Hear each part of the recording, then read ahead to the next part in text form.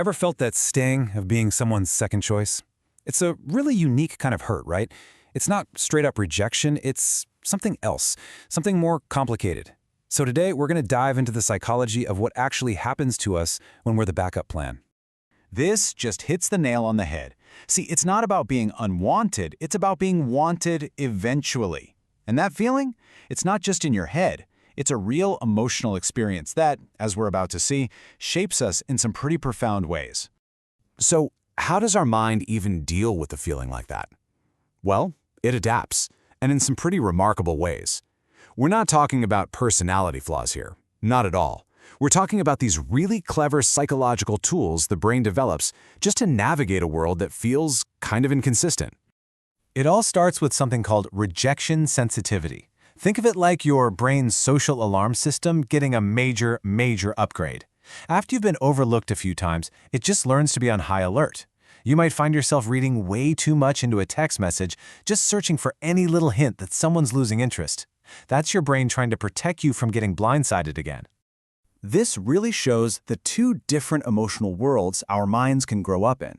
On one side, you've got consistent support, which builds safety and trust. Easy enough. But on the other side, inconsistent support creates a world of uncertainty, which forces you to become self-reliant and, well, vigilant. It's the second environment that builds the traits we're about to unpack. And that leads us to the first two big adaptations, which I kind of think of as the shield. It's this protective barrier the mind builds, and it's made of two core materials, hyper-awareness and this fierce independence. And the way it's built is almost instinctual. Step 1, you learn to scan your environment with unbelievable precision. That's the hyper-awareness kicking in. And step 2, you realize you can't always count on finding safety out there, so you learn to build your own shelter.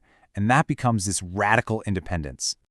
You know, this hyper-awareness isn't just about reading body language. It's about hearing that tiny shift in someone's voice, noticing a pause that's just a little too long, or feeling that emotional vibe shift before anyone even says a word. Their brain just learned that being forgotten, it usually happens quietly. This really gets to the core of their independence. It's not that they hate getting help, not at all. It's just a deep-seated belief that it won't last. They've learned from experience that they have to be their own hero, solve their own problems, and a lot of the time, celebrate their own wins because they can't be sure anyone else is going to stick around to do it with them.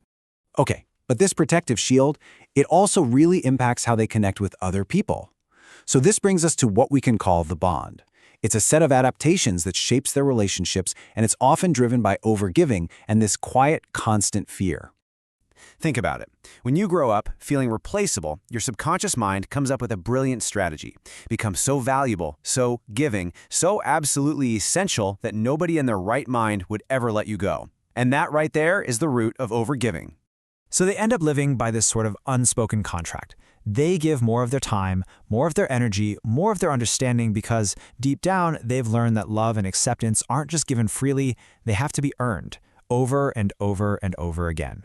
And at the heart of all of this is this quiet, persistent fear. It's not really a fear of being alone, it's the fear of being quietly replaced. And look, it's not paranoia.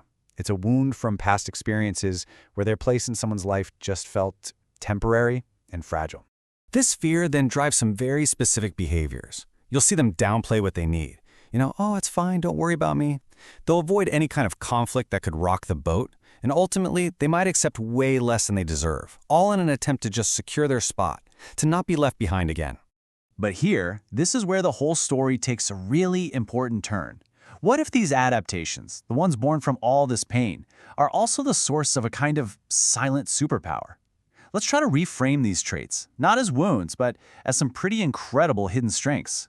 Because what also comes from facing all that social uncertainty is an unbelievable level of emotional endurance. It's not a flashy, loud kind of strength. No, it's the quiet, resilient kind that can weather storms that most people can't even imagine. And you can see this in action. They're the people who handle disappointment with a steady calm.